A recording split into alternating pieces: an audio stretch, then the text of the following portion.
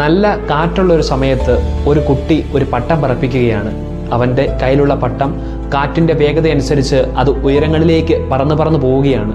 മരങ്ങൾക്കൊക്കെ മുകളിലെത്തിയ ആ പട്ടം മനസ്സിൽ ഇങ്ങനെ വിചാരിക്കുകയാണ്, ഞാൻ എത്രമാത്രം ഉയരത്തിലാണ്, എന്തിനാണ് എൻ്റെ ഈ നിയന്ത്രണം ആ കുട്ടിയുടെ കരങ്ങളിൽ ഞാൻ നൽകുന്നത്? അങ്ങനെ ശക്തിയുള്ള ഒരു കാറ്റ് വീശിയപ്പോൾ ആ കുട്ടിയുടെ കയ്യിൽ നിന്ന് ആ പട്ടത്തിൻ്റെ നിയന്ത്രണം നഷ്ടപ്പെട്ടു പോവുകയാണ്. ആ പട്ടം ഉയരങ്ങളിലേക്ക് പറന്നു പോവുകയാണ്. പട്ടത്തിന് സന്തോഷമായി, കാരണം ആരും തന്നെ നിയന്ത്രിക്കാനില്ല.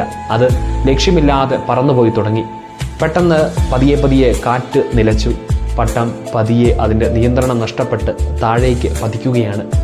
അതേ പ്രിയമുള്ളവരെ, നമ്മുടെയൊക്കെ ജീവിതത്തിൽ നമ്മളെ നിയന്ത്രിക്കാൻ, നമ്മളെ നേർവഴിക്ക് നടത്തുവാൻ ആരെങ്കിലുമൊക്കെ ഉള്ളത് വളരെ നല്ല കാര്യമാണ്. അത് ചിലപ്പോൾ നമ്മുടെ മാതാപിതാക്കളായിരിക്കാം, നമ്മുടെ ഗുരുബോധരായിരിക്കാം.